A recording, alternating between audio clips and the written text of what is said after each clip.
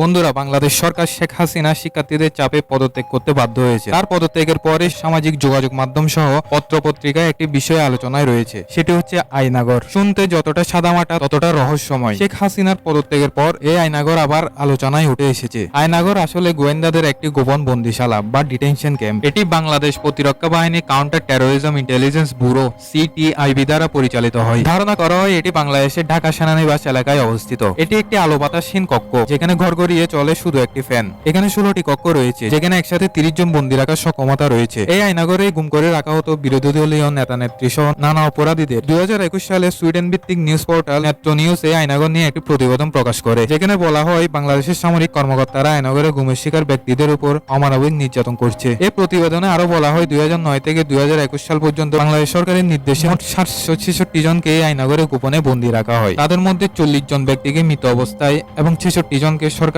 হেফাজতে গ্রেপ্তার অবস্থায় পাওয়া গেছে। আইন ও সালিশ কেন্দ্রের তথ্য মতে 203 জন ব্যক্তি এখনো গুম রয়েছেন। আয়নাঘরে বন্দী থাকা সাবেক এক সেনা সদস্য জানিয়েছেন, অতীতে এই জায়গাটি জয়েন্ট ইন্টারোগেশন সেল নামে পরিচিত ছিল। পরবর্তীতে এটি সংস্কার এবং বর্ধিত করে আয়নাঘর করা হয়েছে। গুমের শিকার হওয়া বেশ কয়েকজন সাবেক সেনা কর্মকর্তা আয়নাঘরের অবস্থান প্রকাশ করেছেন। তারা জানিয়েছেন আয়নাঘরটি ডিজিএফআই এর অফিসের ঠিক পিছনে অবস্থিত। ইতিমধ্যে বাংলাদেশের বেশ কয়েকটি সংবাদ মাধ্যম আয়নাঘরের ছবি ও ভিডিও প্রকাশ করেছে, যার ইতিমধ্যে সামাজিক যোগাযোগ মাধ্যমে ব্যাপক ভাইরাল হয়েছে। এসব ছবি ও ভিডিও দেখলে বোঝা যায় গোপনে এই কারাগারটি কতটা ভয়াবহ ছিল।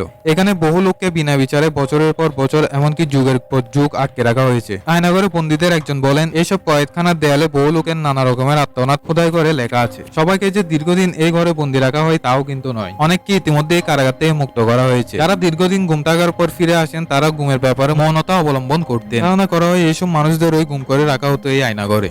আয়নাঘর থেকে সম্প্রতি ছাড়া পেয়েছেন বাংলাদেশি ব্যারিস্টার এবং জামায়াতে ইসলামী নেতা মীর কাসেম আলীর ছেলে মীর আহমদ বিন কাসেম, সাবেক সামরিক জেনারেল এবং জামায়াতে ইসলামী নেতা গোলাম আজমের ছেলে আব্দুল্লাহিল আমান আজমি, পার্বত্য চট্টগ্রামের রাজনৈতিক সংগঠন ইউপিডিএফ এর মুখপাত্র মাইকেল চাকমা। আয়নাঘরে বন্দী থাকা আমানের উপর নির্যাতনের কথা শুনে যে কোনো হৃদয়বান ব্যক্তির মনে হবে এমন অমানবিক পরিবেশে বেঁচে থাকার চেয়ে হত্যা করা অনেক ভালো।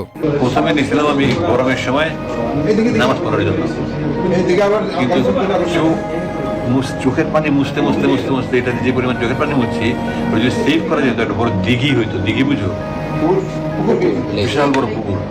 আমি শুধু নিচ্ছি এই কোরআন শরীফ নিচ্ছি, কোনো বার্তা নিচ্ছি, তাই মোর মাটি একটা চাইছিলাম সুরবাজার যে সাহায্য করতে সুন্দর একটা বানাই দিচ্ছিলাম। পথে আমার পানি খাইতে হবে, পানি নিচ্ছি মতো।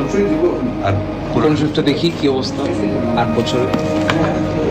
অভিযোগ রয়েছে ডিজিএফআই এর কিছু অসৎ কর্মকর্তা শেখ হাসিনা সরকারের কাছ থেকে অবৈধ রাজনৈতিক সুবিধা নেওয়ার জন্য এসব কর্মকাণ্ড করে আসতেন। আওয়ামী লীগ সরকার ক্ষমতায় থাকাকালীন বিচার বহির্ভূত হত্যা, নির্যাতন এবং জোরপূর্বক গুমের অভিযোগগুলো বারবারই অস্বীকার করে এসেছে। শেখ হাসিনা সরকারের পদত্যাগের পরই এ ধরনের মানবতা বিরোধী অপরাধের প্রমাণ হাতে নাতে পাওয়া যায়। বাংলাদেশের বেশ কয়েকটি শীর্ষস্থানীয় সংবাদপত্রে বলা হয়েছে শুধু ঢাকা নয়, ঢাকার বাইরে বাংলাদেশের বিভিন্ন জেলায় আরো বেশ কিছু আয়নাঘর থাকতে পারে। বন্ধুরা, আয়নাঘর নিয়ে এই ভিডিওটি আপনাদের কেমন লেগেছে কমেন্ট করে জানাবেন। ভিডিওটি ভালো লাগলে একটি লাইক করবেন, চ্যানেলটিকে সাবস্ক্রাইব করতে ভুলবেন না।